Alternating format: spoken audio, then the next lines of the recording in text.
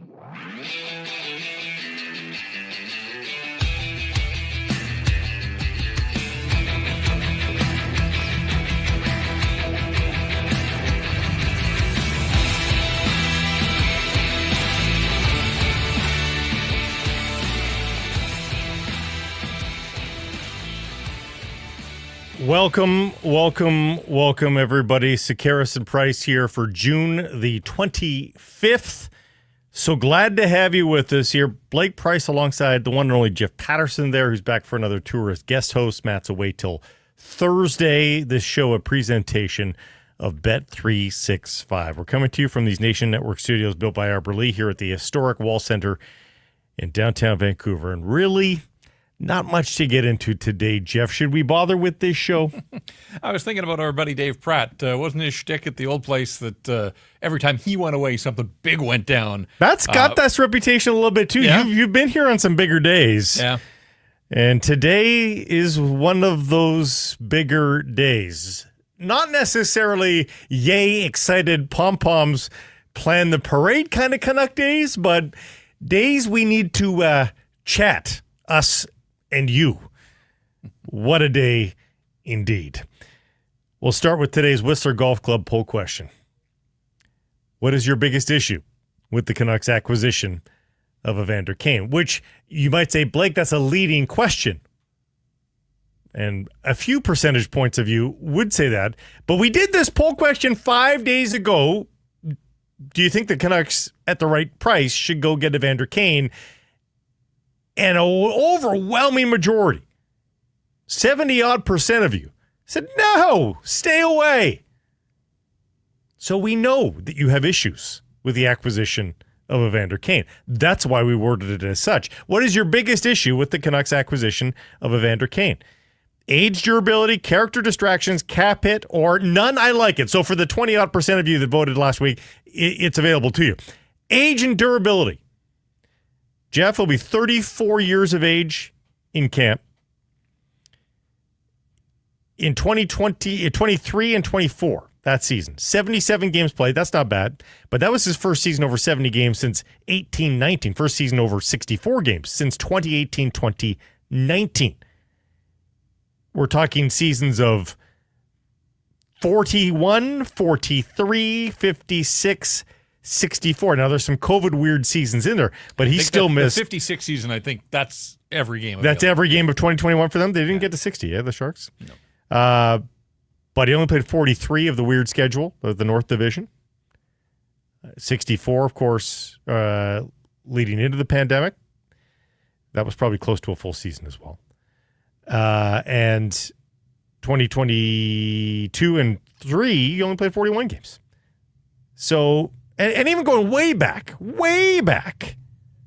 I mean, he's got multiple seasons with the Sabres, 61 games, 65 games with the Jets, 37, 48. Oh, that was a lockout. It comes in the territory of the style that he plays. Yeah, but there are issues there for the age and durability. For sure. Character. Yeah. Also. There's some there a red list flags. there? Yeah, there's some red flags. Off the ice, teammate issues, locker room. Didn't he have his tracksuit thrown in the shower here at Rogers Arena by the Winnipeg Jets the one time? He lives a pretty flashy, splashy lifestyle. I think that probably rubs some guys the wrong way, and to each their own.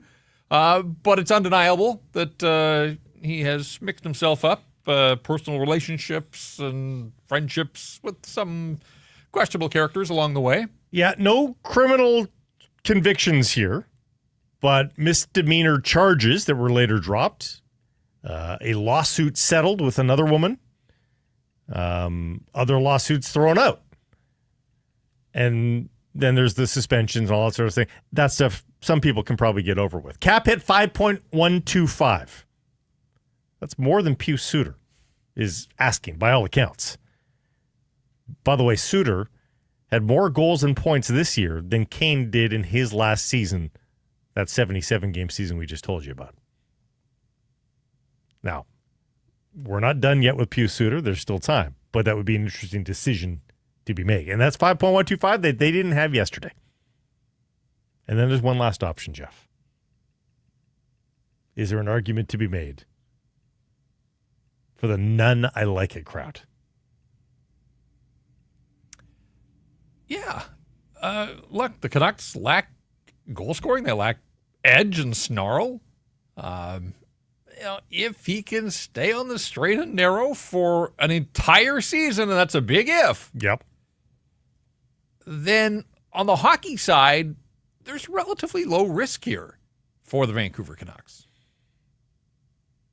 No, that's true. It's a one-year deal. A different guy at a different time in their life, you could make an absolute argument for. Those are your options in the poll question.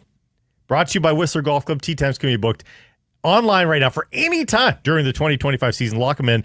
Visit one of Vancouver's top patios, whether you're golfing or just in town visiting. People go to the Palmer's Gallery Bar and Grill no matter what. Great apres overlooking the 18th green. Immaculate greens, friendly staff, and maybe the best halfway hot dogs around. So go check out the Whistler Golf Club today and make sure you tell them that we sent you.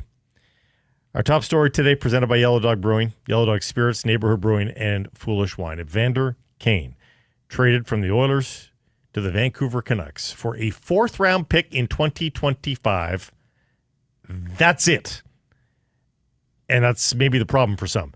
No retention on the salary at all. All $5.125 million of the cap hit is coming the Vancouver Canucks' way.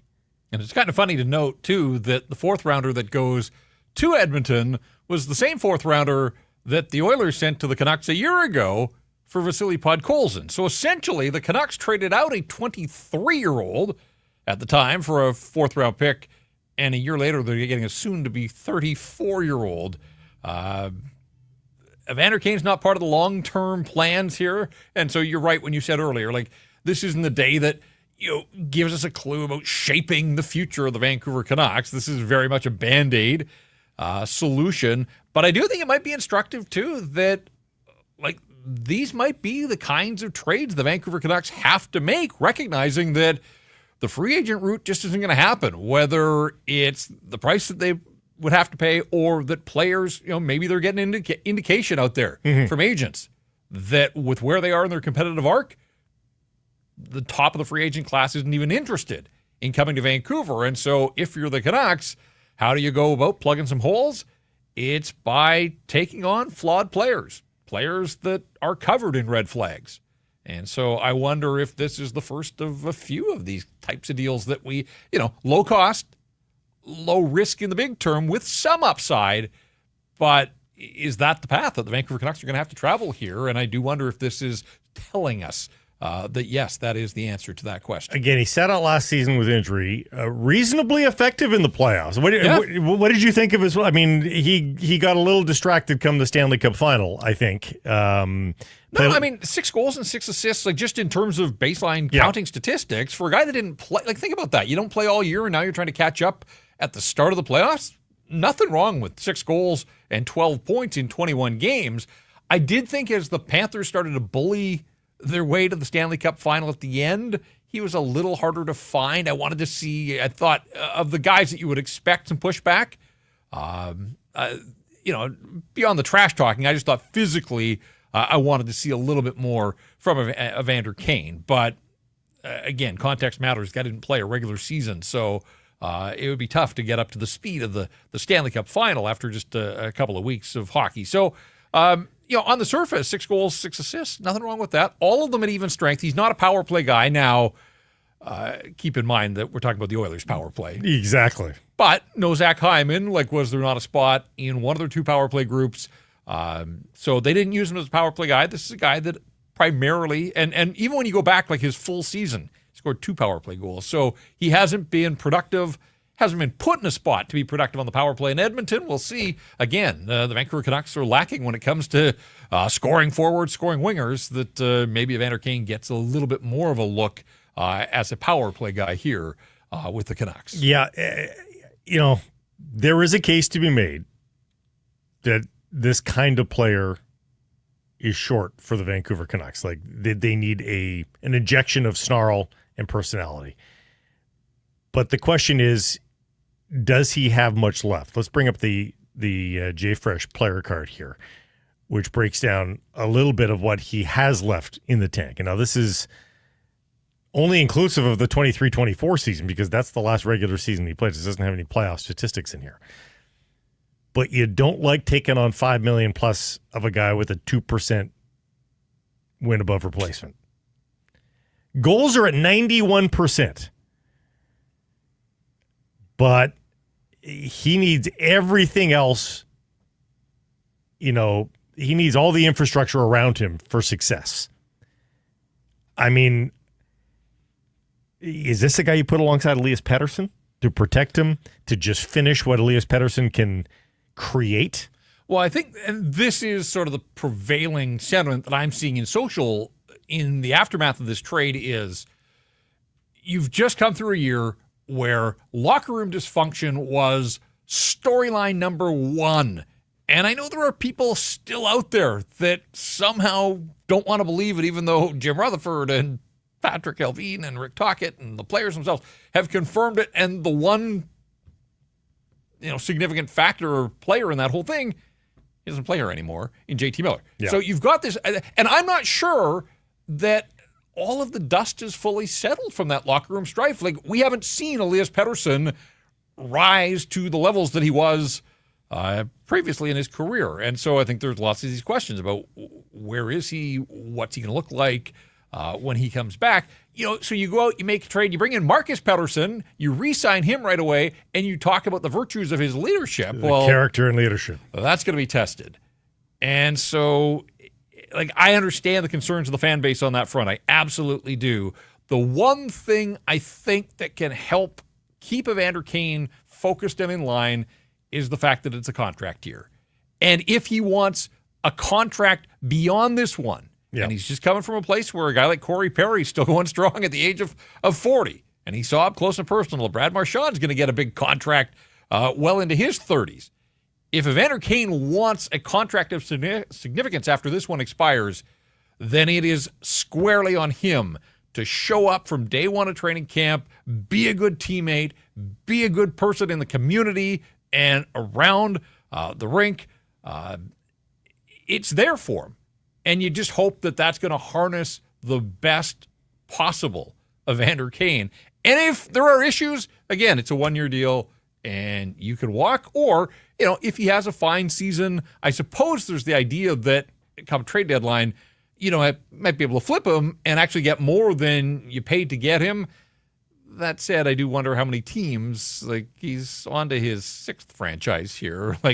There might be some teams at the trade deadline if he has a productive season, but I can't sit here and say that teams would be lining up to get their hands on Evander Kane. Which brings me to my biggest problem with this deal. And people are going to say, hey, there's a whole litany of problems. There is, but hear me out here. The lack of salary cap retention here opens the Vancouver Canucks to a bigger problem, perhaps. If we go down the road, and this was sort of the instigation for the poll question we did last week, asking if you'd be interested in acquiring Evander Kane. My thought was there, because I knew that he was going to get dealt, and the obvious connections as a Vancouver Giant, as a Vancouver guy, made this a pretty predictable trade, to be honest, except for the fact that the Vancouver Canucks management have been preaching only character guys are coming here. I digress. If they get retention, let's say they even bring it down to $4 million only, 1.125 retention. Pretty nominal, really. A tax, if you will, especially in a cap boom era. That's only for 1 year for the Oilers, too. Remember, if they retained, it would only be for that 1 year that they'd have to retain. So let's say it's 1.125. Remember, you can send a guy down to the minors. You bury another 1.2. So if it got to the point where off-ice distractions, on-ice distractions become too much with Evander Kane, you could have buried him, even at 1.125, with a penalty of only 2.8. And at that point, where are you in December? At that, you're on in the season before you discover that, presumably. If it got bigger, if you asked them to retain, $2 million, it gets even less punitive. Now, there's word that there was more than one team in there, and maybe that's the tipping point. But maybe that's where you walk away from a deal and say, I'm not willing to do my divisional foe that big of a favor. He's going to go somewhere, so they're going to get that favor done by somebody. And I hear that logic. But the safety net became a lot smaller for the Vancouver Canucks when they said no retention is needed. And that's my biggest problem, because I think I could have wrapped my head around everything we've touched on here, that it's a contract year. He'll be on his best behavior. He'll want to perform. He'll want to actually have a bottom line, because ultimately that's what sways teams the most. While retaining some level of snarl and attitude, I think that the Canucks do sorely lack. And I do believe that people can change too, Jeff. Like I want to believe that he can put this behind him. All of his foibles. And, have we heard a headline from him in the last 2.5 years since the fake COVID card? By all accounts, coming out of Edmonton, he was a pretty good teammate there. But I think there are two massive factors in that. One is that team was laser focused on winning the Stanley Cup, right? It was all eyes on the prize, and I think he understood the assignment there. The other part is the leadership in Edmonton. If he stepped out of line, Connor McDavid and Leon Draisaitl have a pretty good feel for what has made that team go the last couple of years. I think they would have been pretty quick to go to the coaching staff and management and say, we just don't need this guy. He's hurting us, not helping us. Move him along. We didn't get any of that. So I want to believe that, yes, maybe this is a sign of maybe it's taken him longer than most to mature and sort of get it. That said, again, he was part of a group that had its eyes on getting to the Stanley Cup final, and they did 2 years ago, and then getting it back and getting it right and falling just short this time around. Like, what if this season goes off the rails? Like a lot of people think that it will here in Vancouver. What if by mid-season it's clear that this team's going nowhere? That's when I worry about him maybe, me first, kind of going rogue, not really feel like pulling on the rope when there isn't the same end goal that there has been in Edmonton the last couple of seasons. So I'm all for fresh starts and benefit of the doubt, but this guy's had a bunch of fresh starts, and really the leopard hasn't changed its spots throughout his career. So I do hope that he recognizes, and again, I come back to this idea that the contract more than anything, we know that money matters to him, like it does to most professional athletes. If he wants more of it from NHL sources in years to come, then he's going to have to punch the clock and play well. And so that, again, comes right back to it being on him this coming season. Yeah, and the Canucks, again, of all the teams, the soap opera of last season, how many times has Jim Rutherford, without prompting in these press conferences since the trade of JT Miller, said, guys, you have no idea what we dealt with. Like they thought the media reaction was understated. So that tells you how bad it was in the Canucks room. Right, and now they're making this and then this choice is their biggest to introduce move. This into a locker room that we all wonder about as it is right now. And just to your point about trying to get the Oilers to retain to some degree, if there were other teams, and there are reports that there were other teams, then yeah, I mean, maybe that mitigated the bargaining power of the Canucks. But I think Canuck fans just, we came through the Jim Benning era where sweeteners were thrown into every deal for the Vancouver. Like, you just want to see them grind a team that's up against it a little bit to make it look like, just give me the optics of a win to some degree. Also, if it was $2 million retained, but it's a third rounder instead of a fourth, are you pounding your fist going, no? Like, to me, that's a way better deal. $2 million retained, but you're giving $2 million retained in a second round. Jeff, I think that would be preferable to me than this fourth round pick and no money retained. And now, look, the Oilers are going to be up against it. They've got Draisaitl's extension kicks in. Yeah. They've got to get Evan Bouchard. They've got some other deals to make. And maybe they were hell-bent on not retaining. But then there are other ways, like Kane plus, right, to come this way. Throw something else into the mix. Make it happen again. I just think Canuck fans want to see this management team work a deal that they feel without a doubt, even if there's risk in the player that's coming this way, that you feel like you won the trade. And I don't know necessarily that that's the prevailing feeling here in the market today. Super chats always welcome via YouTube. Partial proceeds going to the BC Mental Health Foundation. Big Mucks Deluxe. Is Kane the guy to stand up for Hughes on the ice? As we've said, if you throw out a lot of the distraction sides, all the profile of the player is not terrible for the Canucks. Age is still a problem. Durability is still a problem. But the profile of the player, no, that's fine. There are other players that I think can rise to the occasion a bit more. Dakota Joshua certainly first and foremost there. But do you want this guy in the penalty box? Like, he takes a lot of dumb penalties as it is. A lot of penalties. So his editorializing on what is exactly crossing the line and when he needs to step in isn't always exact. He retaliates when there is no retaliation necessary. And he's far more valuable to the Canucks just bumping guys and scoring goals than he is in the penalty box with nobody else in the visitors' penalty box or the opposition penalty box. So I just don't know that I trust his decision-making there as to when it is time to step in and defend Quinn Hughes, who is increasingly getting bumped around. So is it the droid that they're actually looking for? I think we're going to see the proof in the pudding there a little bit here. So I think at this stage of his career, like, he's almost more of like a verbal pest than he is.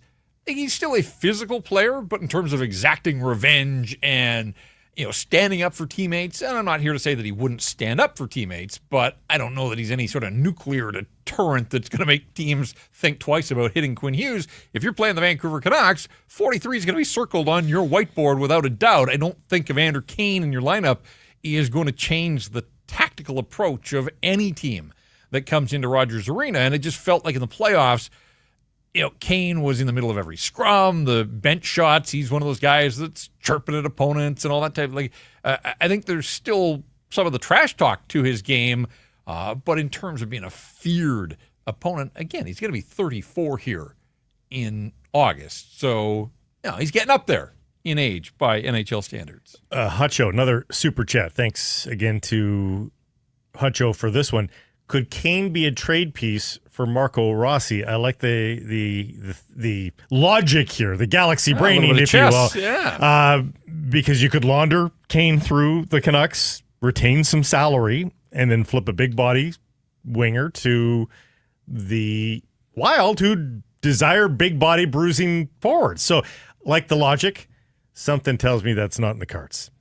Press release is already out from the Vancouver Canucks, lauding the return of the Vancouver guy, although strangely omitting Vancouver Giants references, which you would think would just be an easy thing to put in the press kit, but whatever.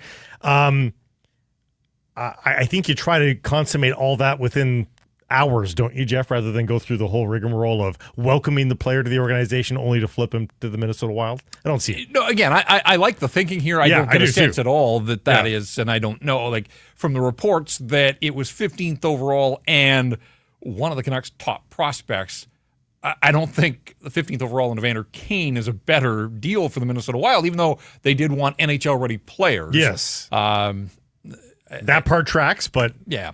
And look, this is a press release. It's words on paper. I don't even know if Patrick Allvin uttered this quote or if this was written for him.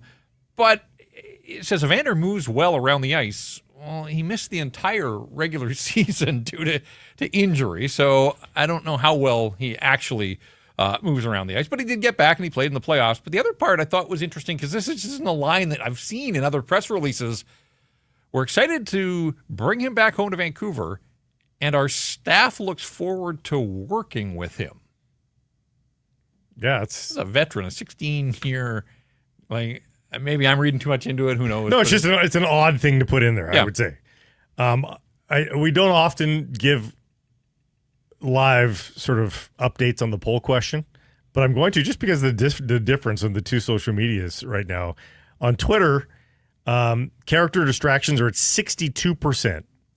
Second place are cap hit and none. I like the trade, both at 16%. They're separated by like a handful of votes. Over on YouTube, with the smaller sample size, almost 2,000 already on Twitter, and just 400-ish on YouTube. But character and distractions only taking 44% of the vote over on YouTube. It's a 20% tick down. None I Like It is up to 24% from 16, which is where cap hit is still frozen at. So a little bit more lenient are the YouTube folk over the Twitter side on the acquisition here of Evander Kane. So one thing we haven't talked about, what's next? The trickle down from this here, Jeff. You've blocked salary cap here at 5.125. It's, again, the other part of no retention. Do they have room for 2 more forwards? Because if you're talking, they can somehow finagle another winger upgrade of some sort, whether that means moving Höglander, Joshua, Garland, and you can get a second-line center. Again, you start to win me over a little bit. Do they have the space, the time to make all that happen here in the next couple of weeks?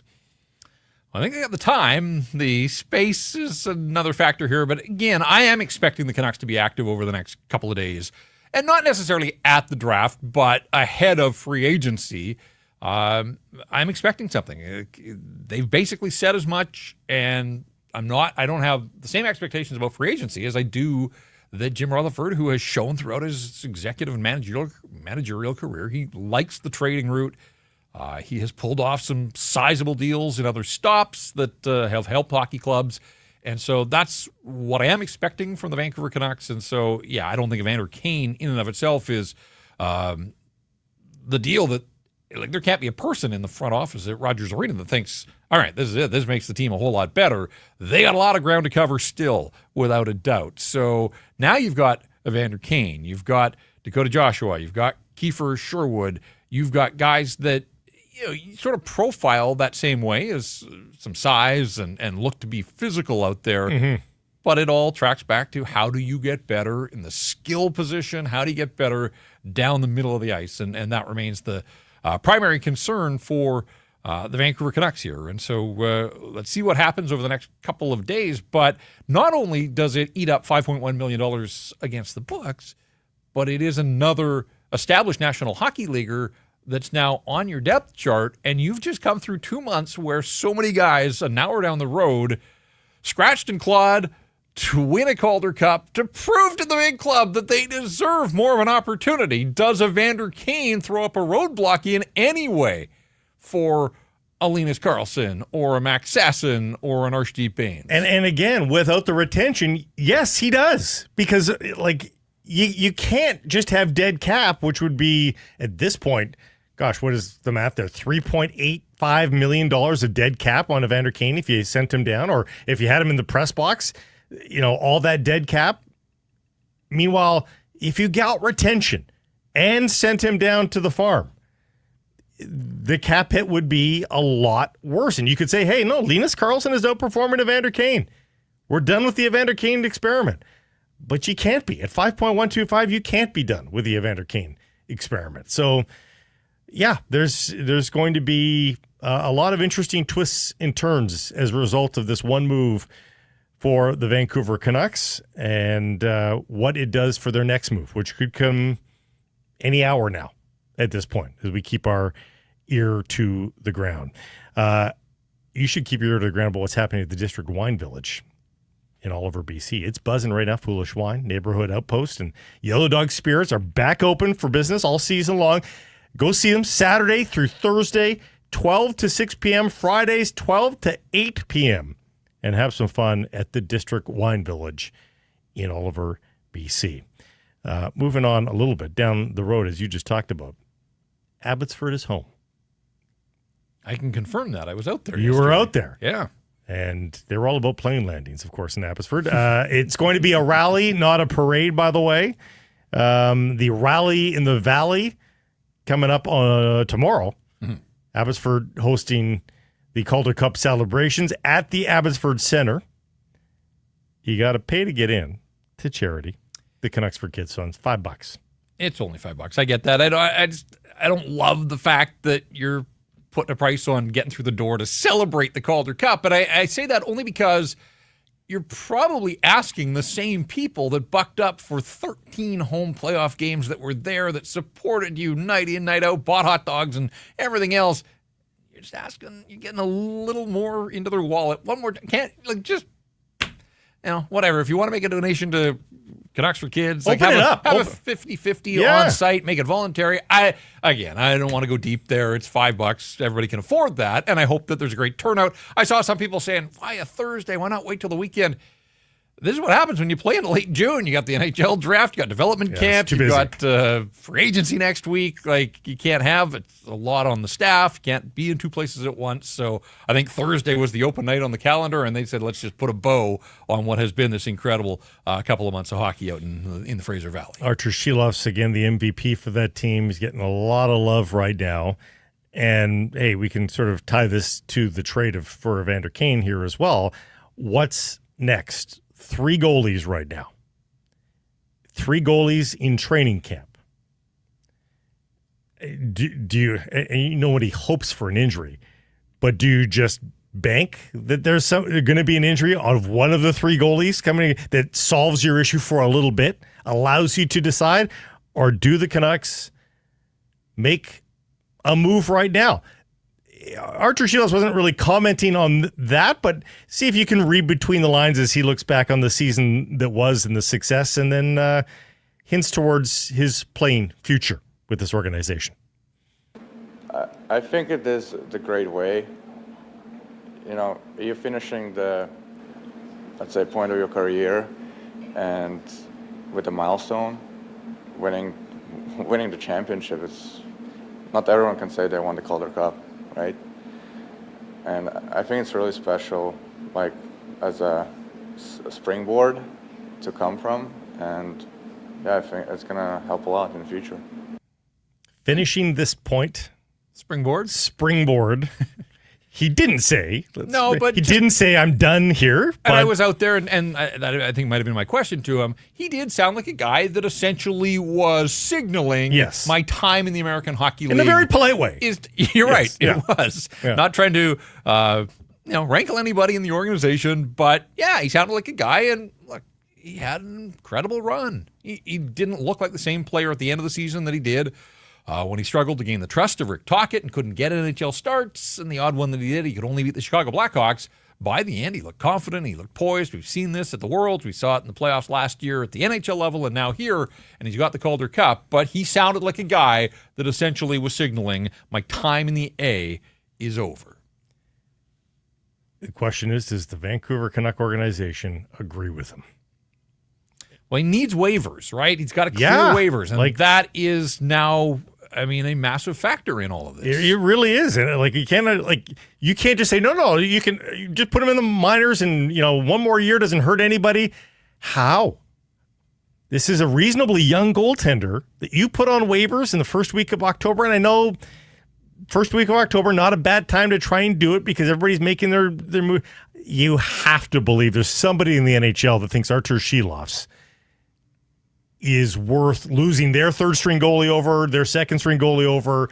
He improves it. You have to believe. Elsewhere. Yes. 31 other situations. Yuri Patera got claimed last year by Boston because they couldn't get a deal done with Jeremy Swayman. And then, of course, the Canucks were able to reclaim him. But there are those types of situations out there. I think with the playoff pedigree, the World Championship, and now an AHL MVP from the playoffs, the run that he had, I don't think he would get through waivers. I think there's a team out there that would take a crack at him. And, of course, he'd have to stay on an NHL roster. If he got put on waivers by that acquiring team, the Canucks would have first chance and I'm sure would snap him back. But, no, I think there is a team out there that would try to carve a spot out for Arturs Silovs at this stage of his career. We'll get into our trade or Demco trade poll question in the last segment of the show, final segment of the show. But, we were asking yesterday, if Demco gets you, we called it a top 6 forward. We didn't specify center, and center might be the tougher trade to pull off. But we'll read it to you as we had it yesterday. Second or top 6 forward. Is that enough to sway you? If that is indeed the asking price or the going rate right now for Demco?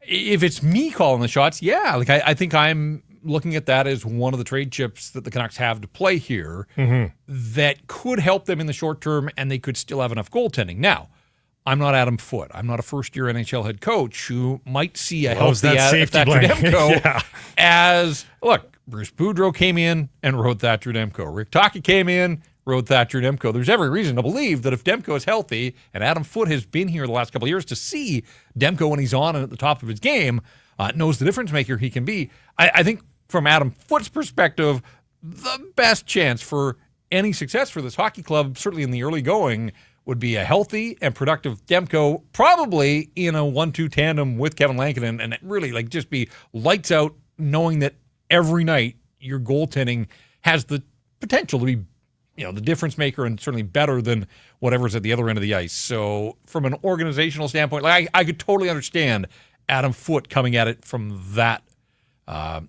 plan of attack. Again, I'm sitting here armchair quarterbacking. I think I would look long and hard at making that deal if there was a deal for a legitimate top six forward on the table. But did you say healthy Thatcher Demco? I know. Is that a thing? Well, with an entire offseason here, I mean, that's got to be the hope. So you hope so. Also, Rick Dollywall suggesting that the Stars want to talk to Malhotra. Yes, their head coaching vacancy exists, and you wonder. I mean, if it was their own guy, if they wanted the guy that Manny beat in the AHL semis, their own guy again, Neil Graham, I believe. Yep. Like he's one of the most ballyhooed AHL coaches out there. They're gonna. But if he was the guy, wouldn't they would have made that hire. Right? You would think it would be done already. I don't know. And that doesn't mean for certain that Manny's going to the Dallas Stars. Nope. I mean, he played for Dallas so he's got ties to the organization and to the city there. He's coming off, he's got the shiny object, and it's kind of funny too. Didn't the Canucks hire Willie D after an AHL championship with Dallas's farm team? Yeah, that's right. Yeah. It's too bad because, I actually do think Malhotra still in the organization next year is really good for the Vancouver Canucks. It puts a lot of pressure on Adam Foote, I think. And he's not the most expensive head coach in the NHL. I know Francesco Aquilini doesn't like to pay guys that aren't coaching his team. But given he's not an expensive ticket, Adam Foote, with this being his first gig, I would be a little bit worried about a poor start if I'm Adam Foote. Yep. Yep. If you're still struggling in the middle of December, I would. There's a real easy solution. There's a real easy second and truly new voice just down the road, because whether it'll end up being true or not, there will still be the perception that Foote carries forward a lot of Rick Tocchet-isms. Again, may not be fair, but that will be the perception. And it'll be an easy PR move at the very least to say, no, now we're getting the really breath of fresh air by going to Manny Malhotra. But he has to be in the organization. He has to not be the head coach of the Dallas Stars to make that happen. Other little tidbits, BOG meeting today where the governors are expected to get updated on the CBA. We were told this was imminent. Reporting that it was close. Gary said it was close, still not there. But hey, they're not on strike or locked out yet, so that's a plus, I suppose. But also, Dregs reporting they may get an update on expansion inquiries from all four quarters, but including the Atlanta one. I'm a little bit curious who else is on that menu, aren't you? Is it the same old, same old? Anybody new, surprising, do you think, on that list? I haven't heard or caught wind of like new and outrageous. I think Houston is the obvious one. Yeah. I think somebody going back to Atlanta, and they'll go back to Arizona too. Yeah, Jeff, they will. I mean, look, the Flames and then the Thrashers, and we're told this is totally different and suburban. Like for years, it was always about the downtown rink. Now in Atlanta, for some reason, no, suburban. Suburbia is where we got to be to make it work there. Yeah, right. But they're moving ahead full steam down in Atlanta, and they want another crack here at the NHL, and there's just no way that they're going to turn their back on the expansion money there. But expansion by one, now I know they've done it. They seem like mathematically they're at just the right number, so to go even further now just to me screws with the conferences and the playoffs and everything else. But so expand by one, or do you find that second one? Yeah, you got to find a second one, I think. Hey, if it happens, one of the last remaining Atlanta Thrashers could go back, Evander Kane, if he has a good year with the Canucks. Yeah, we're running out. Zach Bogosian, off the top of my head, that might be it. That maybe down to two former Thrashers that are still playing in the National Hockey League. Here's the menu for today's show. It's a busy one. Brought to you by Greta Bar, YVR. Great spot to watch the game, but it's also great for a summer social event for your business. The street food menu and the arcade, so much fun for you and your group, and they've got a great space. We use it all the time. I'll call it the back room, but you're actually open to the bar. That's one of the best things. Sometimes places have back rooms, but you feel like you're not in the place. Not the case here. That's a great little loft there at the back. Yes. Yeah. For more info and to book your event, go to gretabar.com. Greta Bar, that's at 50 West Cordova. Let the games begin. TSN's Darren Dreger is going to join us next on all the moves before the draft, before free agency, his take on Kane and where the Canucks turn next. Goalie trade, something with the Sabres. We'll tap his brain. Then Cam Robinson of Elite Prospects. He's at the draft. Different feel these days, of course, but he's down in L.A. Also spitting hot takes on the Kane deal. Hint, he is not a fan. And anything else he's hearing. Plus, he has a very interesting theory on the Canucks' actions on draft day. I'll say the draft floor, but I don't know if there's a floor. But on draft day, he has a theory. We'll finish up the show with the latest on the Canadian men at the Gold Cup, the Whitecaps. First place showdown for them tonight. Lions health at quarterback. The PWHL team with yet more interesting additions to the team. Interesting and I think impressive additions to the team. And we should mention here our friend Steve Ewan reporting, and I've been wondering about this. Steve says, hearing the Western League Giants, so the Vancouver Giants, about to name Parker Burgess as head coach. Calgary native who guided Muskegon to the USHL title last season. So much of the hockey brain drain and talent drain is going south. Revenge. Steve says he's a Calgary native, so ties to the side of the border, 40 years old. Parker Burgess, just remember that name. We'll see. I'm betting Steve, who has his finger on the pulse of the Giants. I'm sure he's right on this one, so we'll see when the team gets around to confirming that one. Time for our Bet365 bets of the day. Proud partner of Sekeres and Price. What do you got here for us today? Well, I like that Bet365 is all in on the NHL draft. So, I mean, I think we all assume that Matthew Schaefer's going first overall. Michael Misa seems like the consensus to go second, and then maybe it starts to get a little bit interesting there. Anton Friedel is the odds-on guy to go third, but if you think that that's where the chaos could start, you get Porter Martone at 11-1. So some juicy odds there. Same for Caleb Denoyer. Again, at some point, the draft board always splits and things start to get a little hairy. I don't know if it's going to happen as high as 3, but if you think that that's where the action is, you can get in on it at Bet365. They have all sorts of player picks and props around the NHL draft. I'm going to look at the Whitecaps in San Diego because of a little nugget here. Arturs Silovs in the lineup, one would presume, for the Vancouver Whitecaps, because there's not a lot of the regulars that are available. And often what we see when there's a lot of guys missing from the lineup, Silovs tends to leak forward just a little bit from his regular spot as a number 6 destroyer midfielder. 1 assist is all I need to hit pay dirt. Plus 1,200 for Arturs Silovs to be involved in a goal. I like it. It's a long shot, but it's long shot odds. Pretty good long shot odds. And on a hunch, Arturs Silovs plus 1,200 to get involved. Whatever your bet is, it's never ordinary. At Bet365, download the app and get in on the game. Use the code NATION. Bet365 must be 19 years of age or older. Please play responsibly. Darren Dreger is next.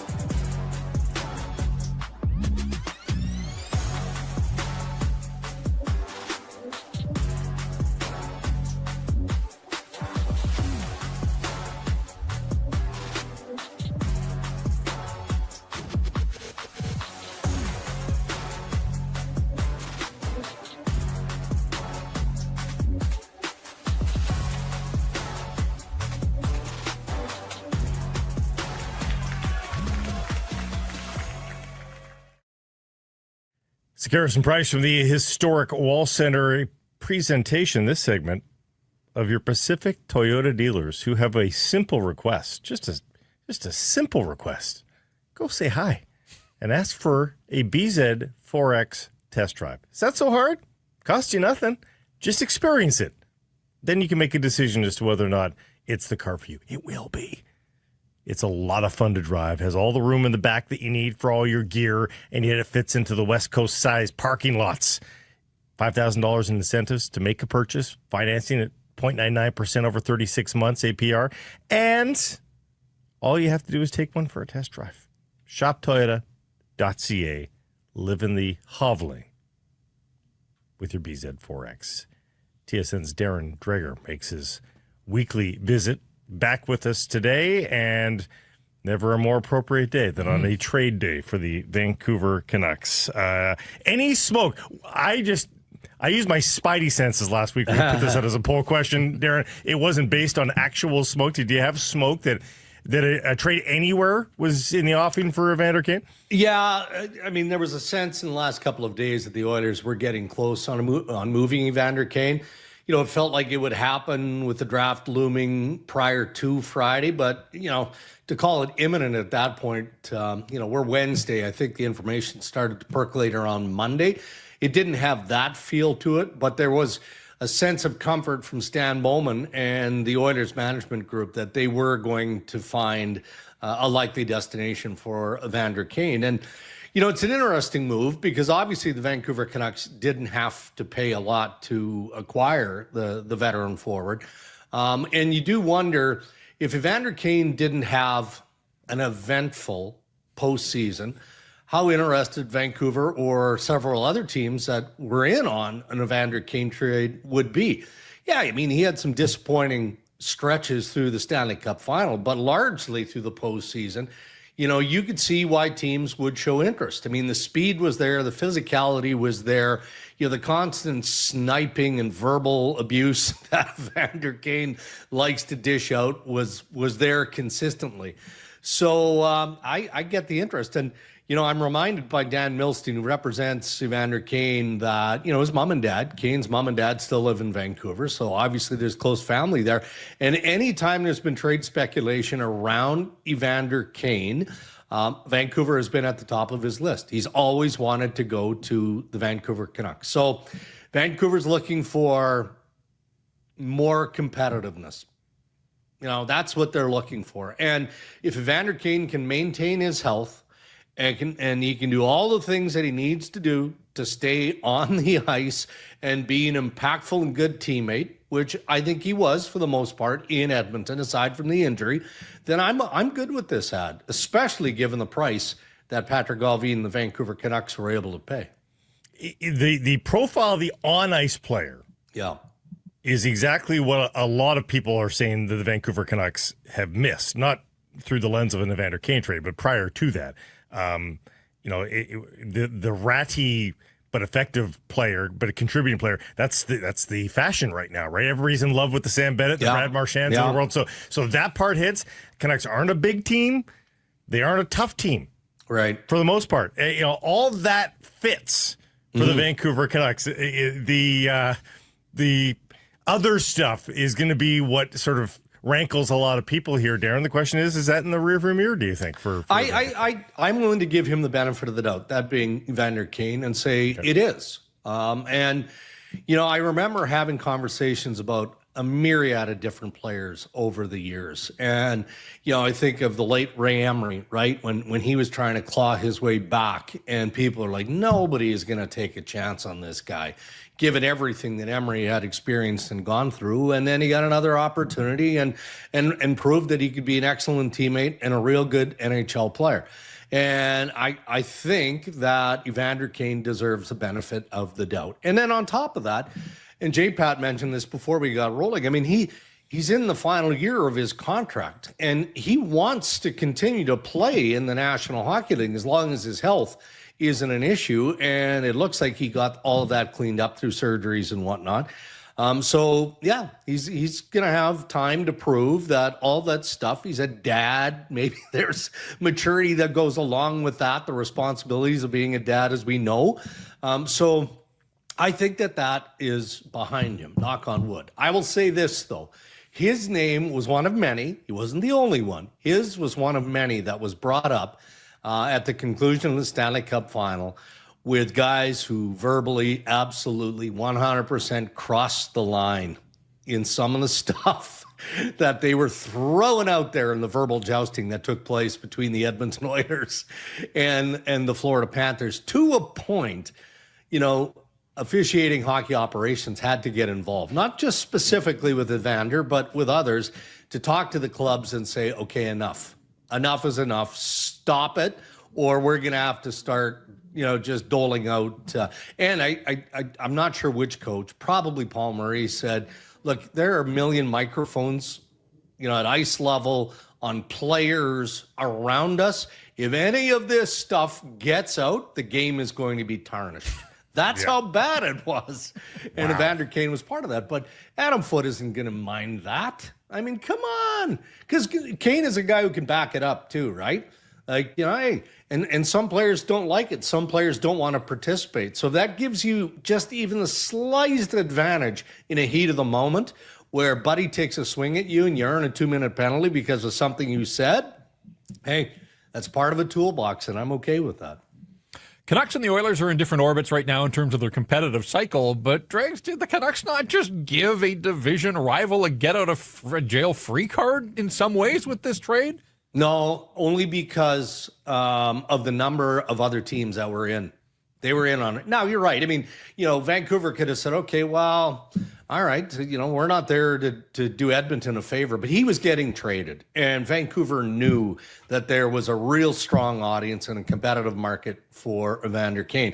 And then on top of that, not having to, as we discussed also before rolling, not having to or being able to get Edmonton to retain salary. I mean, that was also a significant deal from an Oiler perspective. I mean, the main reason why they move away from Evander Kane, and they're still going to trade other pieces. I see our colleague Pierre Lebrun targeted Victor Arvidsson as the next likely to get moved out of Edmonton for salary reasons. That's what it's all about. I mean, Edmonton has some pretty big deals to manage moving forward here, right? Draisaitl's extension kicks in for next year at 14. You've got Evan Bouchard. They're in the early days of having that negotiation, but that negotiation is underway. He's going to be a healthy ticket. So from an Oilers perspective, it's important not to have to retain. From Vancouver's standpoint, Vancouver's not done. They're still looking for that center. They're still having lots of conversations with other general managers, other teams. I think it was equally important that, they recognize this player as a player of value. They wanted what he brings, and they weren't bent out of shape that Edmonton wasn't in a position to retain. So we're starting to see a few trades around the National Hockey League. I imagine over the next 48, 72 hours, this decentralized draft, but the ground will still be fertile, I would think, to see some trades go down. When are we getting this fire sale in Buffalo that I think the hockey world has expected? And how closely are you keeping tabs on the Sabres as one of the players here in the next couple of days? Yeah, JPat closely, but not because of all of the speculation. Mostly because the one player that I'm comfortable speculating on is Bo Byram. And that has more to do with the want of the defenseman. Byram looks at his path in Buffalo, and ahead of him he sees Owen Power and he sees Rasmus Dahlin. He wants more power play time. He wants to prove that he's a top pairing, maybe a number one defenseman in the National Hockey League. And so because of that, he's not eager to sign an extension in Buffalo. Well, Kevin Adams is looking at it and going, okay, well, maybe the most fertile ground is right now leading up to the draft. But I need a right shot defenseman coming back the other way. Plus, okay, that speculation and possibility is real. I keep seeing, the rumor and whatnot. Sorry about that. Around JJ Paterka. That to me is more of a stretch. Not saying it can't happen, right? I mean, when you're in the window that we're in, there wouldn't be many players that aren't available. I mean, obviously the stars, the superstars, all of that. But if somebody lobs an offer for Peterka that Adams absolutely has to consider, okay. But every time I check in with Kevin or sources at Buffalo, they're like, I don't know where this is coming from. Is it the agent because he's not happy with the contracts? Like, what is going on here? But for all of those reasons, I'm not kicking sand on anyone speculating, because again, we're in that window of opportunity right now where everything has to be considered. So for that reason, for sure, Buffalo is a team we have to pay close attention to.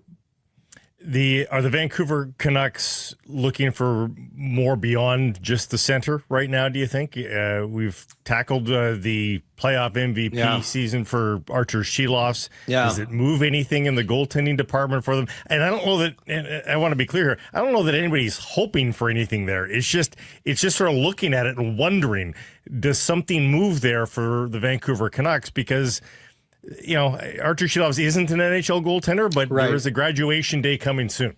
Okay, but then speaking of goaltending, at what point do you pressure Thatcher Demco, right? Okay, we're right here now. Like, what does that extension look like to you? There's undoubtedly, we've talked about it on the show before, there's been constant communication, amicable discussion between the Canucks and the Demco camp. But Vancouver, I think, still has this feel, and I can appreciate it, that we need to be a little bit careful here. And Demko's looking at it, and he's like, well, that's up to you. I can understand why you would do that. But if the terms of a contract extension don't fit what I feel I've earned to this point, then I'm not going to sign. That's up to you. You don't have to trade me now. You can wait, go into the season, into the final year, and then that's up to the Vancouver Canucks, but I'm telling you that I'm not going to sign. So that pressure point cuts both ways. And you look around the National Hockey League, the number of teams that would 100% engage. And I keep thinking about this as I'm reminded of the need at center ice for Vancouver. And guys, we've talked about potential players that could be available. How many of those guys move the needle that we've talked about? So if it's a centerman that we don't know about, well, maybe that's how you get that centerman that we don't know about, is throwing an asset like Demco into the equation. But the only way you do that is if you're too concerned with having to bite on the extension that Thatcher Demco wants, and then you balance that with what the offer is right now this offseason for what you're going to get in return. I mean, it's a gamble either way, but I think that there has to be ongoing dialogue with that. I think intrinsically people think that Thatcher Demco has a lot of value, and we've seen it up close and personal. This is, Vezina caliber goalie. But just overall, goalies don't seem to be worth what they once were, because a lot of teams have had success with mediocre goaltending. Ahem, Edmonton Oilers. And then the injury of concerns, of course, for Thatcher Demco too. Mediates a little bit of what I think is probably available in the market. But do you think that teams are willing? I mean, teams always have the hopes upon hopes upon hopes on a new player. Do you think that that's just going to be white noise for them and they'll just look past all of it? Well, it depends on what the comps are that we're looking at here, right? And you're right, Blake. I mean, there are teams that have been very, very successful with lower level investment goaltending. And Edmonton is right top of the class with that. But, and it's not the reason why the Oilers lost the Stanley Cup final in back-to-back years, but goaltending is part of that, right? They got out-goalied. Sergei Bobrovsky is an elite-level goaltender and earns elite-level salary. Now, is Demko that? No, I don't think that he's earned that level yet. But what about a deal like Swayman? What about the Ottinger deal? Like that lower tier of elite from a contract extension dollar perspective. I got to think that that's kind of the area that Demko is looking in. And, if I'm Edmonton, it probably gets a little too rich because of what you have to deal with. You've got Bouchard, you've got McDavid, that has to be addressed. We know the salary cap is going to continue to climb. So maybe but you can't fit all of those pieces in. But there are a number of teams that are looking for goaltending. At what cost? What are you willing to give up? And if the fit isn't perfect, then why would Vancouver consider it? You know, there's no pressure on the Vancouver Canucks to move their star goaltender, not yet. Do you think this Kane deal in some ways was Jim Rutherford just scratching his itch? We know that he likes to be an aggressive guy to some degree. They've been sitting on the sidelines. There were a lot of people that thought, hey, maybe this Abbotsford playoff run was limiting them if they were including one of the players that was on the roster. And you get that. You totally understand that you're not going to compromise Abbotsford's playoff focus and success. But now that we are moved this close into this trading window, like just knowing Jim's track record, and he's been on the record at his post year-end availability. Like, are you expecting some fireworks out of Vancouver beyond Evander Kane here in the next couple of days? No question. Absolutely. And I'm more intrigued by what those possibilities are. Positionally, we can look and we can expect that, they're going to do whatever they can to help them up the middle of the ice.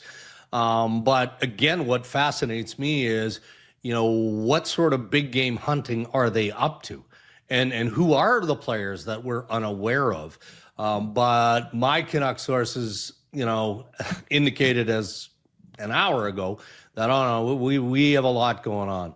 Multiple conversations with multiple different teams on multiple different players. So even though Jimmy and Patrick Galvin, they do like to get their work done earlier. That's just the MO of Jim Rutherford for as long as I've known him as an NHL general manager. And it feels like, Alvin is following in those footsteps nicely. We talked about Buffalo. I think Vancouver could be one of the spicier and more interesting teams. I do. I mean, the appetite is there to get back into the playoff conversation and see what can happen. Well, you don't do that by sitting on your hands. You do that by trying to be as aggressive as you can be. You can look at the standings and say, okay, bottom feeders, they all know that they have to improve. And we talked about Buffalo. There's a lot of smoke around Columbus just with what they've got as assets and the fact that they want to take that next step. I think people are looking at a team like Minnesota and Bill Guerin, knowing that he's an aggressive dealer, but also, that's a good team that with the right move or two could absolutely take a step up in the Western Conference. So, just between teams and their positions, but also sort of the MOs of some of the managers, do you just have some a sense of one or two guys that you're really keeping tabs on here that you think might be at the center of all this week? Well, I look at Anaheim. I mean, they've already been very active. The Zegras trade to Philadelphia, fascinating. Again, I overuse that word, but it fits because Philadelphia did not overpay to acquire Trevor Zegras. I mean, Ryan Poehling in a pick. Now, you wonder how Trevor Zegras, the way he plays the game, the issues that most have and how he plays defensively, how that's going to translate with Rick Tocchet and the coaching staff of the Flyers. But, I mean, Tocchet's explanation to me was, hey, I've had to deal with high-skilled players in the past. I think of Phil Kessel as one who defensively didn't love playing that side of the game. But he learned that you got to play it well enough so that you're not an absolute liability out there, right? And then you become a support player. What if Trevor Zegras turns out to be a real good support player for the Philadelphia Flyers? I mean, Philadelphia probably isn't going to make big moves this coming year. And so maybe that doesn't include Zegras beyond, the contract of next year. But then I shift over to Anaheim and they're trying to be aggressive. They're trying to plug some holes. They're trying to get into that playoff conversation. They are. So how do they do that beyond what they've already done? Seattle has been interesting of late. Columbus has cap space and pieces that they can move. And there is word out of Columbus that they too. But guys, I remind every time I have a conversation publicly, I remind of, everybody's looking at the pool of unrestricted free agents. It's not that deep. So if you don't get one of the coveted top five, all right, well, you might as well just pump the brakes, see what happens on the trade front. And all of a sudden, those middle of the pack type of players become more affordable because they're getting twitchy. Like they don't want to end up without a seat And all of a sudden now you're in August, and instead of getting a 3 or a 4 year deal, you're scratching and clawing for a 1 or a 2 year bargain type of deal. So maybe that's the direction that some of these teams like Minnesota, Columbus, and Anaheim will take. But I look at Seattle and Anaheim and how eager they've been on the trade front to this point, and I know that there's an appetite in both those teams to do more. Okay, lightning round. I'm springing this on you. And this is just your gut. This is you're not reporting this. You're just this is just your gut instinct. Yeah. Who's going to be traded by July 3rd? Peterka? I'm going to give you names. You go yes or no. Okay. Peterka? No. Byram? No.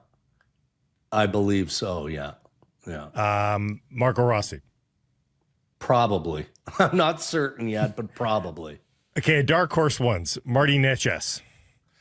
Well, that one is dark horse, and it's a bit weird. I mean, the guy's such a talent that I think that there'd be a lot of teams that are interested. But what confuses me about Marty Netches is, what was it, 2 weeks in Colorado, and he's talking about how fun hockey is. You know, the way we play here, it's freewheeling. I'm allowed to skate. There's not as much structure.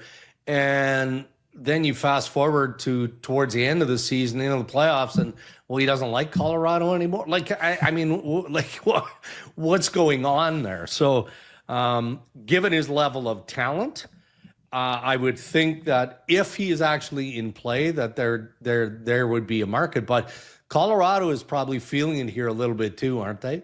Like they were borderline devastated that Jonathan Toews chose Winnipeg. They felt like they were in a real strong position. They felt like they were in a good spot to get him. And I know Chris McFarland wants to do more. So plausible that he gets traded, but it doesn't feel likely to me. My last dark horse, this is just a hope. This is not based on any smoke because they just acquired him. Rarely do you trade a guy that you just acquired. Could the Canucks pry loose a Norris out of Buffalo? Well, I can appreciate why you'd connect those dots because, again, we talked about how keen Rick Tocchet and the Vancouver Canucks were in Josh Norris, right? And the Hughes connection, right? The Quinn Hughes connection. They're buddies, real close buddies. Well, that's interesting, because what would have to go back the other way? And would it be, I mean, I continue to check on Paterson. And even though, we keep hearing from both Patrick Colvin and Jim Ruther, we're not trading Paterson. We're not. Okay, but again, we're in that window where the speculation just continues to percolate. And, you think of why Buffalo might be a fit. Yeah. It might be a fit for Paterson, right? But my Buffalo sources say the same as my Vancouver sources, that there isn't a fit until there is. So, yeah. Okay. I mean, I'll check on Norris. Again, that's just a hope because I think that people would like to have the Quinn Hughes stuff placated just a little bit. Anything dire that you want to ask him before we say goodbye? No, and just, a reminder that we're now inside a week of trade protection kicking in for Elias Pettersson. That's so right. I think that talk is going to ramp up as sort of... That's why we were doing it. Yeah. I mean, if teams take last-ditch efforts and just knock on doors, of course, it all makes sense. But a week from now, Elias has far more control over the process. Our last hit with Darren Dreger perhaps coming up in about a week's time as we recap at that point the free agent frenzy that we've already seen to that point. So looking forward to that, Darren. Thank you for this one. Thanks, okay, guys. Thank you. So Harrison Price from the Wall Center, and mark your calendars. Kick up your feet. It's DFO free agency special time. It's coming in hot on July the 1st, as you would guess. It would be silly to do it on another day. Starting live at 11 a.m. Eastern. That's 8 a.m. for us here on the West Coast. 8 a.m. So they'll take you up to where we take over with the Canucks Focus Show.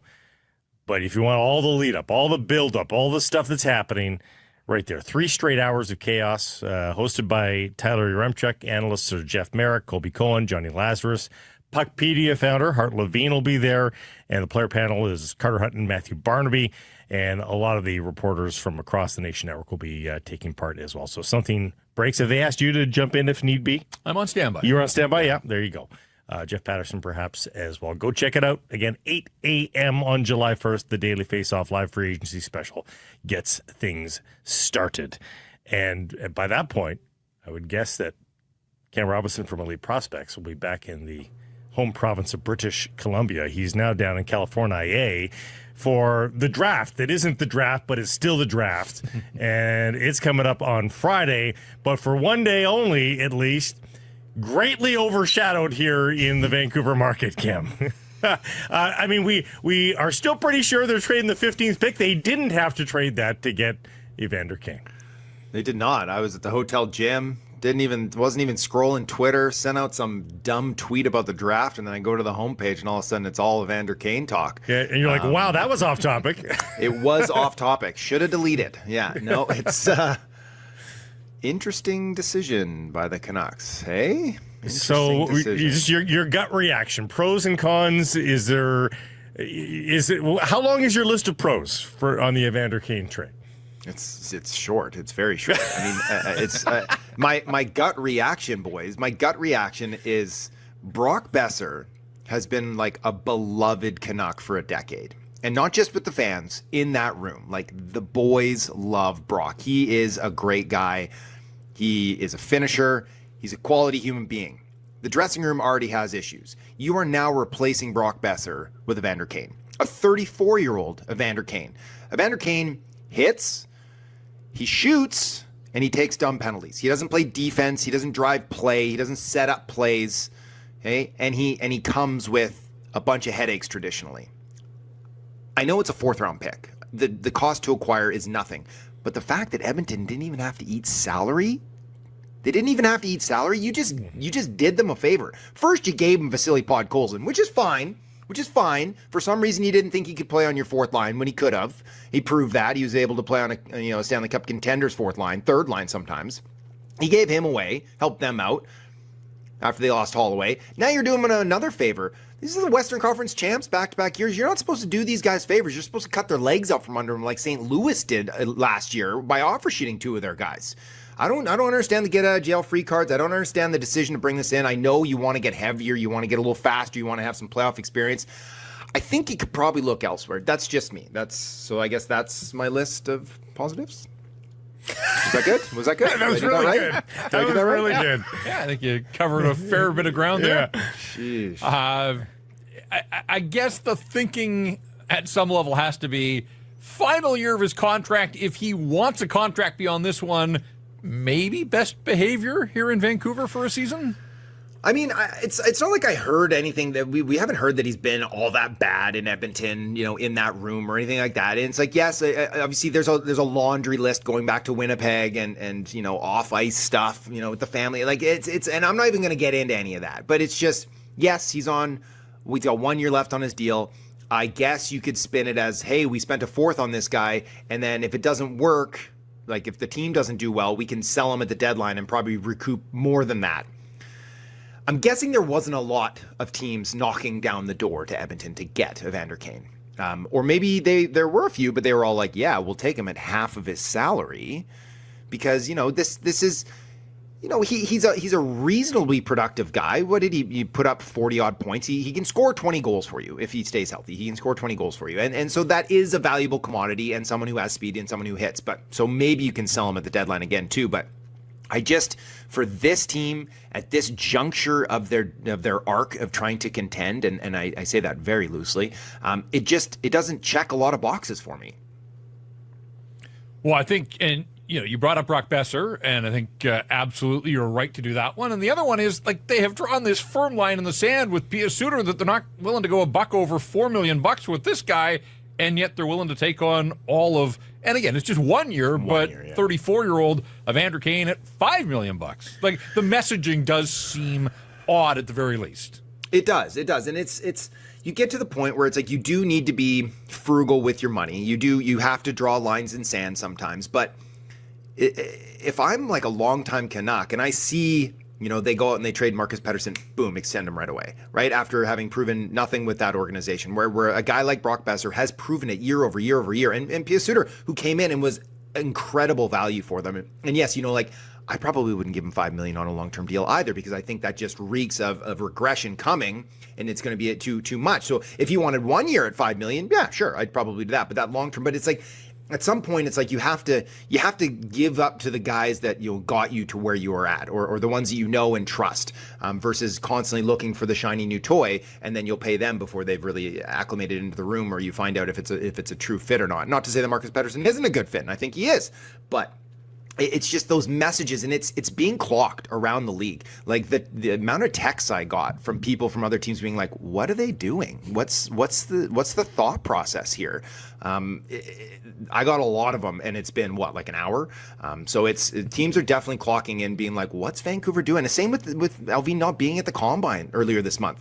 That was really well clocked around the league. Nobody really understood it, other than the fact that it's like they're clearly going to move that 15th overall pick, or try to. But don't you still want to be in the room with all the guys you're trying to make a deal with? Like, where you at? What's going on?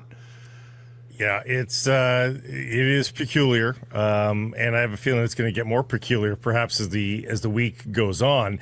I'm also starting to wonder which of the current roster players will be on their way out, because I do think there's more changes coming here, Ken. Mm-hmm. Via the center trade, and I think they might be even working on another winger trade as well. But in order to make that happen, somebody's got to leave. Who do you think? Höglander doesn't have much value, but he's got a decent cap hit. And do they, with the acquisition of Kane, now feel like the size and muscle of Dakota Joshua is expendable? Does he have value? They're going to have to create some more space now if another winger and center are still coming. Yeah, they do. You're absolutely right. And so it's like it's always this kind of like a year behind the trend. It's like if you had traded Dakota Joshua at the end of last season, who would have had great value, right? Right. Same thing as if you wanted to trade Kiefer Sherwood now.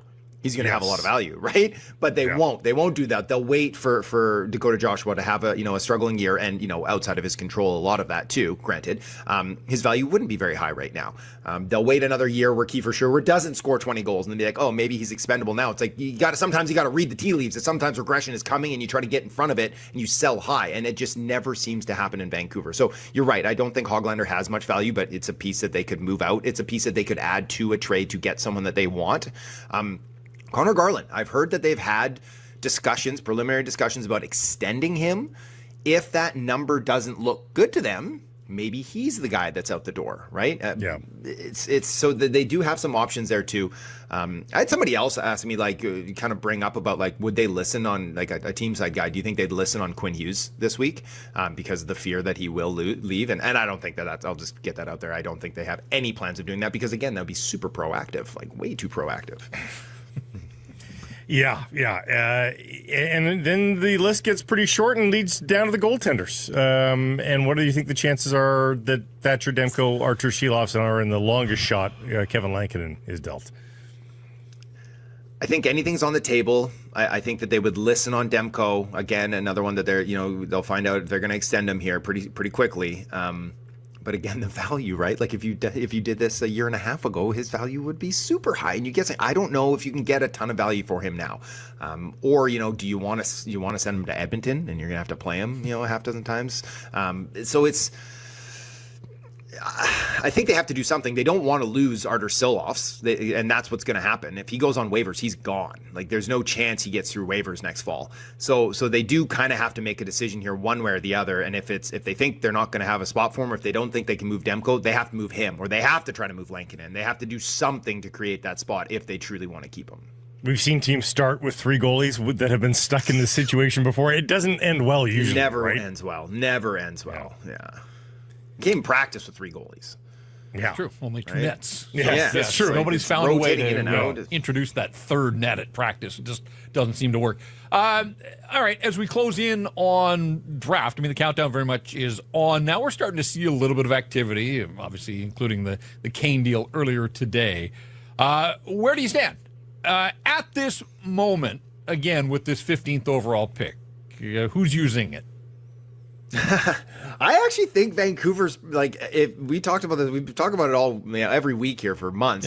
Yep. I think like right now, if I had to put my like mortgage payment down on it, I'm thinking Vancouver's taking that pick because really, yes, hot but it's take, but not because they want to, not because they want to make that pick, but because basically like every pick from 12 to like 22 or beyond is available. Like I can't recall another draft where so many first round picks are in play. And why acquire the 15th when you can acquire the 12th? Exactly, right? And so it's just everybody's putting it out there.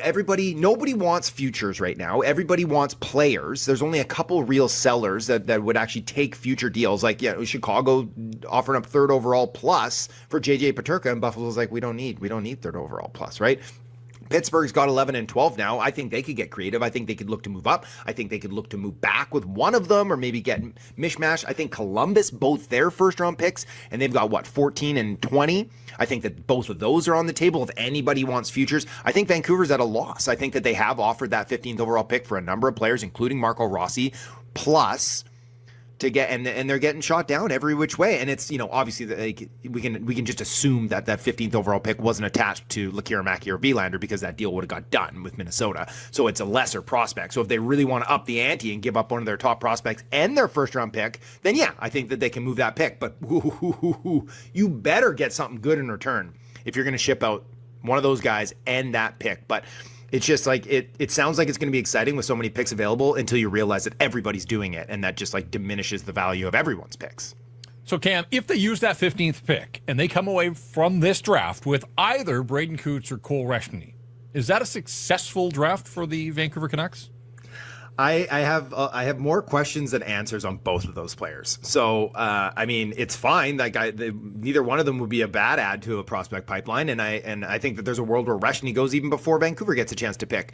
But like he's this like slippery, skinny kind of playmaker who isn't fast and doesn't have a big shot. So it's like he sounds more like a winger to me. But wingers that aren't all that quick and are playmakers, it's like not a ton of them translate all that well to the NHL. And then Coots, really pacey, has good speed, has a good defensive mind. So I think he's going to be a pretty good NHLer. But again, not big and doesn't have a ton of offensive upside, I wouldn't say. So now you're looking at like not a sizable third line center.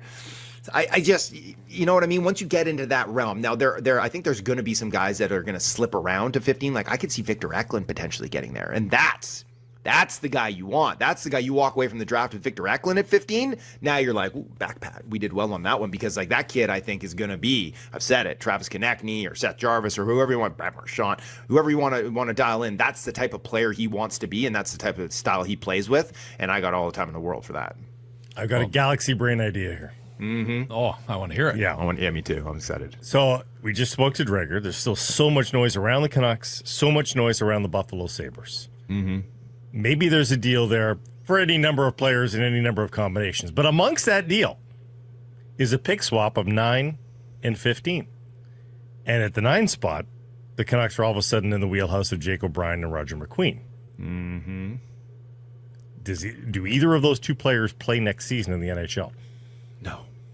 No. McQueen, even with the size, no. No. He played like 20 games this year too. Yeah, no, he needs time. He's going to stay in the West. I'm almost certain too. He's not going to go to school because he needs more games, and he doesn't want to go to the NCAA and only play 30.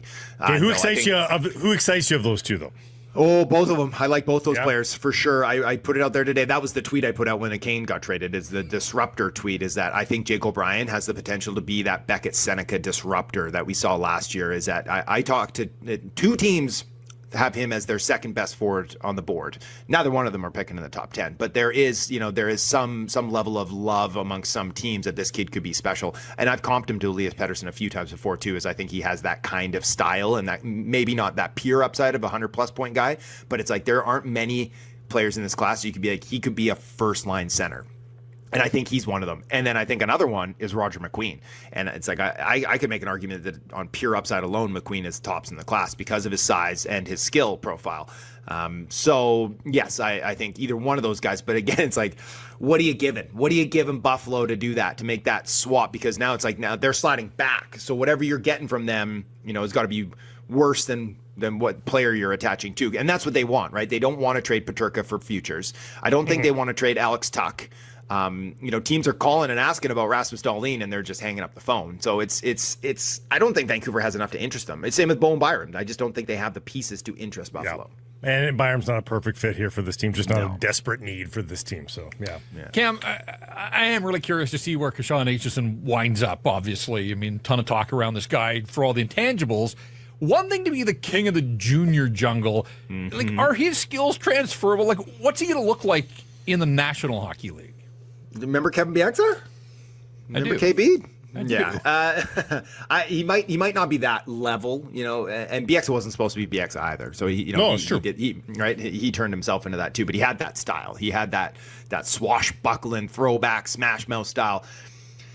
This kid is a competitor, and I have a lot of time for like ultra competitors. And so, yes, the IQ maybe isn't something that you would normally attach to a potential like top pairing defenseman, but and he's not huge. He's going to play heavy, but he's only about 6'1". So it's like, I think he's more destined to be like a really interesting and unique kind of 4-5 type of player, who can play penalty kill, who can like change the energy in a game with a big open ice hit or a big fight that he wins and he gets the fans into it, or a big goal. Like, he's got a big shot. 26 goals this year, 5 OT winners, but it's like the most difficult thing to replicate year over year for defensemen scoring goals. So it's like you're not projecting him to be that level of player at the NHL. But you're right to say that it's one thing to dummy some 16-year-old in the O, versus to step up and try to feast on Tom Wilson or something. So it's like he's not going to be a heavyweight, but he is a super competitive player. The personality is just so magnetic too, is that teams really like the person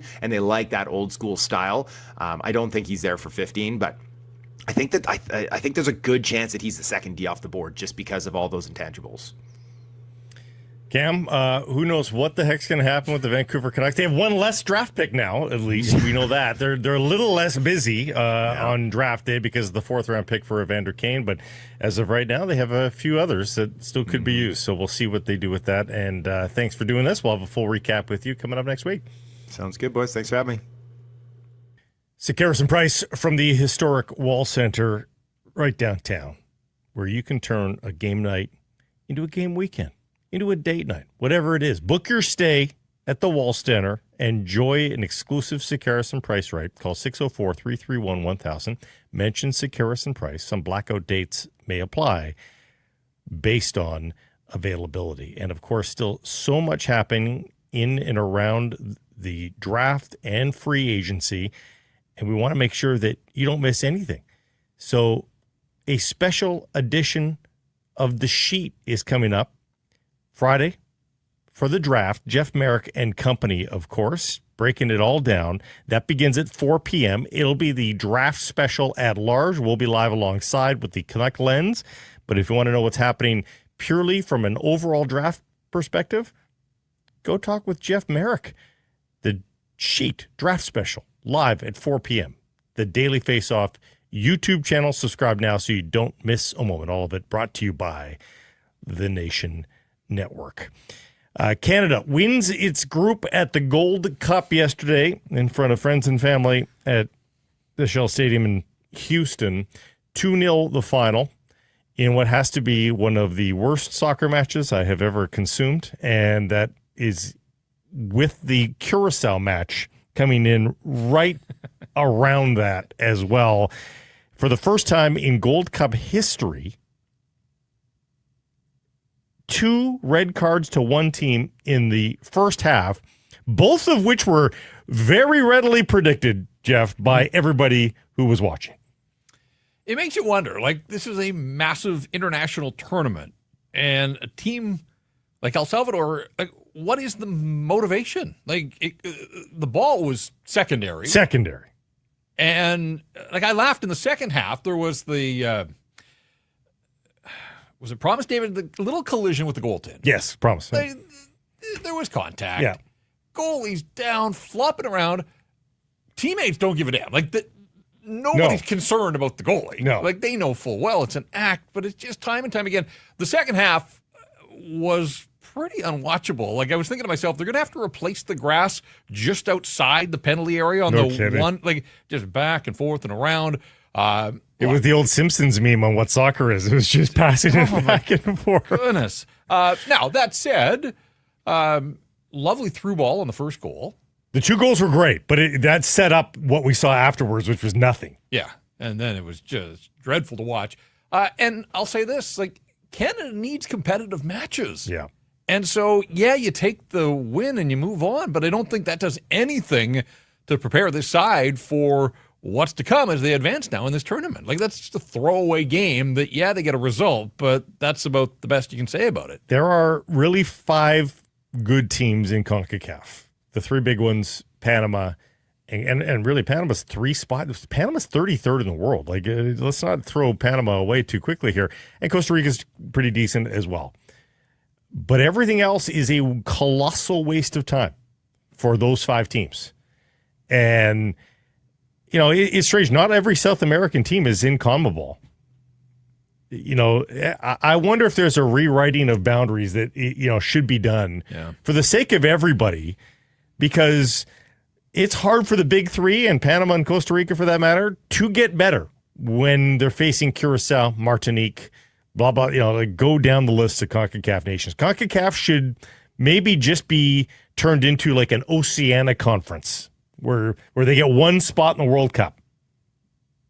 Something like that. And CONMEBOL and the rest of them get a larger conference like UEFA and more spots allocated and turn it into an elite conference, because that's just a huge waste of time. Canada has 2 ugly games after the 6-0 drubbing of Honduras. They'll go on to face Guatemala now in the quarters. It could very well look the same. We'll see. Yep. I hope it doesn't, but I would not be surprised if it looks much like, if it doesn't look like the El Salvador game, it'll look like the Curacao game, which was pretty darn close. A little less ugly, but it's not going to be great football to watch, unfortunately. So that's the downside. I saw your tweet about Max Crepeau. Oh, well, the camera didn't even bend that direction. He'd come in every now and you're like, oh, yeah, he's there. And he was probably pretty excited. Okay, get back into it. I think it was his first. He'd started, or not started, 7 of the last 8 or something like that for Canada as Dane St. Clair is slowly taken over. Oh, I get the start. That's awesome. That's so awesome. You know, yeah, he faced a little bit of panic there in the opening 10 minutes, but that was about it. So we will see how Canada does it. I mean, really, it's been a week since they've played a soccer match, like a true soccer match. Speaking of, we could have a doozy at BC Place here tonight. Whitecaps hosting San Diego at 7:30 at BC Place. We'll run down the walking wounded here for them. Sam Adekubiet with the Achilles, gone for a long time. Ali Ahmed gone with the high ankle sprain. Gone medium time. Like, this doesn't look good for him. Berhalter's on international duty. Jaden Nelson still with Canada. Brian White's still with the Americans. Giuseppe Bovalina is back from his Australian U20 experience, but now he's sick. And Ryan Gauld remains out with his knee injury. Not good against the chief rivals here, it appears, in the Western Conference. But here's the thing. San Diego has themselves some injury issues as well, and it's star-studded. Look at Luca Del Torre, Godoy, Juggy Lozano. Like, I mean, this is a who's who, either via international duty or injury. Wow. They're all out of that. So it's not quite Whitecaps 2 versus San Diego 2, but if Whitecaps 1B can beat Seattle 3-0, I mean, I now all of a sudden give them a chance here versus San Diego. And they're coming off their first loss in, 12 games in MLS play. I think it would be a bit of a buzzkill after everything they put together to lose back-to-back games outright in MLS play. I think they would probably be okay with the draw, but for the sake of the fans, I hope they're able to pull something off here and get back to their winning ways. Yeah, one of the things I look at is San Diego. I mean, what an incredible story San Diego FC. They're the Vegas Golden Knights of MLS expansion, basically. I mean, generally any sport, when you're an expansion team, you can defend, and a lot of teams are built that way, right? In the first couple of years, you're just going to defend until you sort of find your footing. They've scored more goals than the Whitecaps have this season. So credit to them. They've again, the players they're missing, they may have trouble scoring goals, but just when you look at the numbers on the stat sheet, like that's what jumps out at me about an expansion team is that they've had no trouble. I mean, a goal differential plus 13. They spent some money too. Yeah. So when I say I'd settle for a draw, or I'd be okay with the draw for your sake, if you're going to the match tonight, 2-2. Both teams score a couple of goals and entertain a little bit. So maybe that happens. Lions in Regina on Saturday. Who will be the quarterback? Well, I'm going to count this as good news for the BC Lions. At practice yesterday, duties were shared. Farhan was out there, laid eyes on it, and Rourke and Masoli both throwing the ball. He wasn't going deep per se. But, the fact that he's out there on Tuesday, sharing for the most part first team reps, I would say that is optimistic. Afterwards, Buck Pierce wasn't going to commit yet. It was only Tuesday for a Saturday game.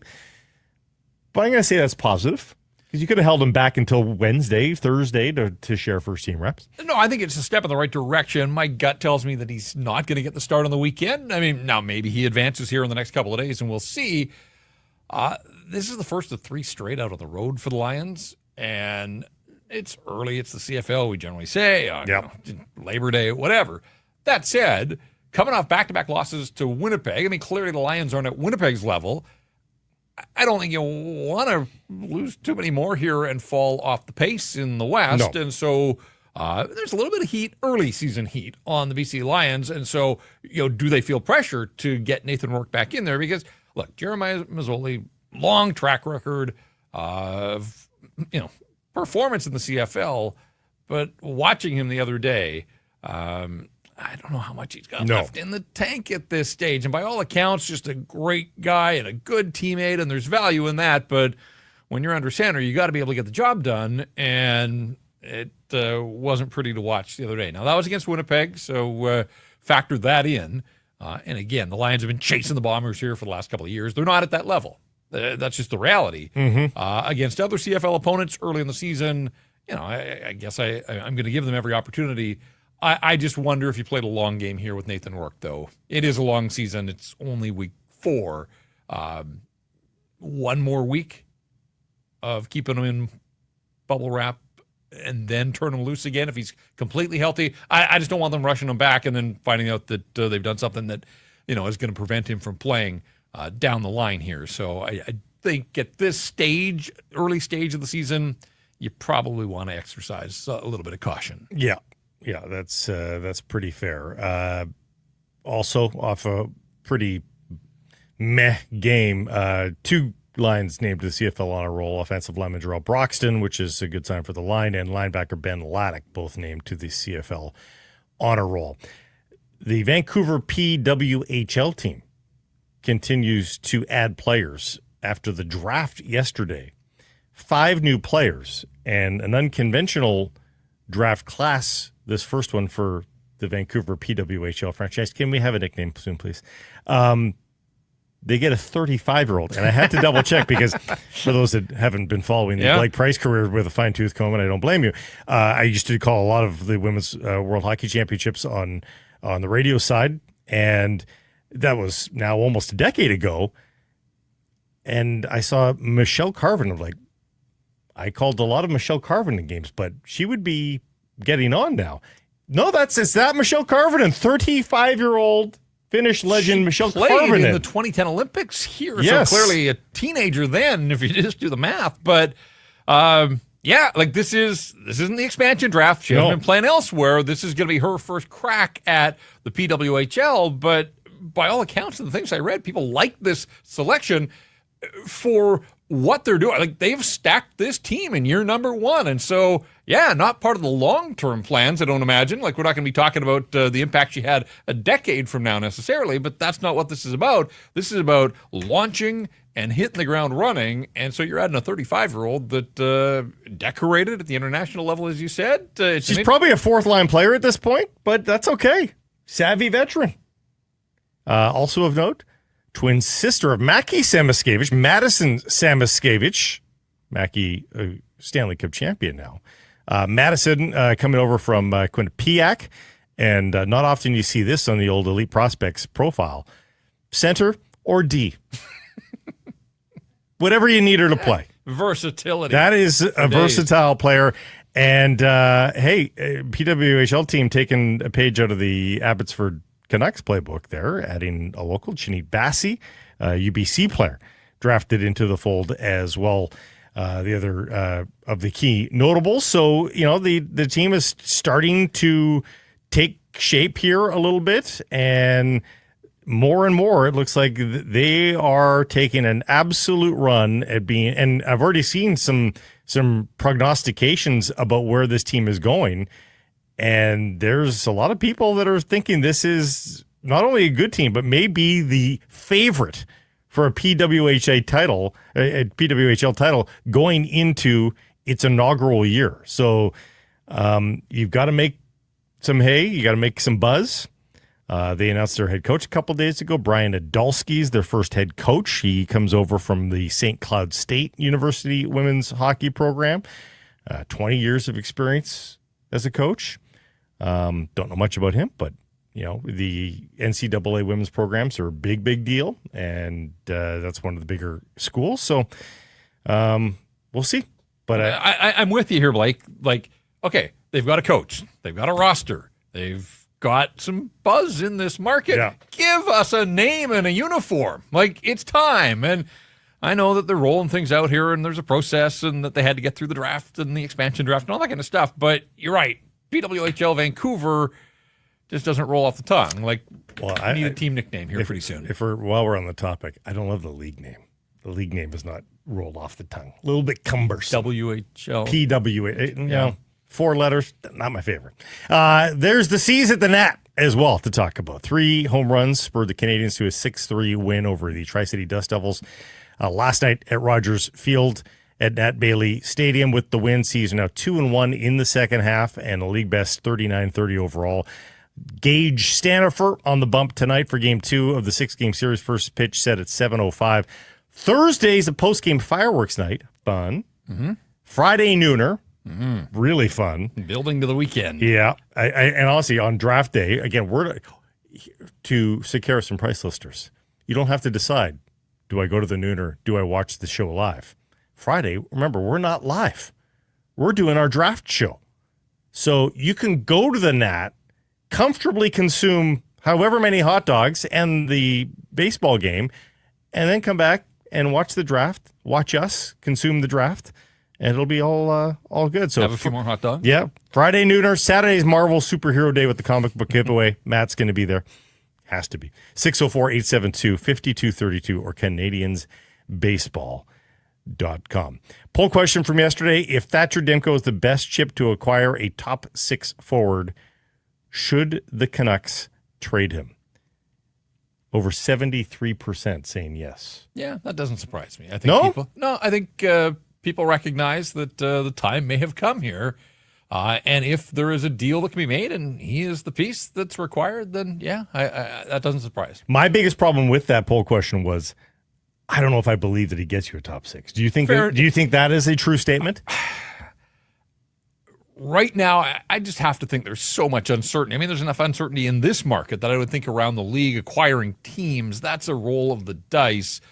I would think, and it kind of goes against general principle that we don't see a lot of goalies move at the deadline, but I could see if they haven't got an extension done and he has performed at a high, if he's shown the league that he is back to some level that's close to where he was 2 seasons ago, then I think there'd be teams that would be lining up thinking they could get him for a playoff run, but also they'd have a chance to extend him because it looks like he's put the health issues behind him. So I think it's a wait and see on the part of a lot of teams around the National Hockey League. Gord, depends on the forward. No, in general. I hate his body, but he's the equalizer the Canucks have in their division that levels out the playing field, especially versus the Oilers.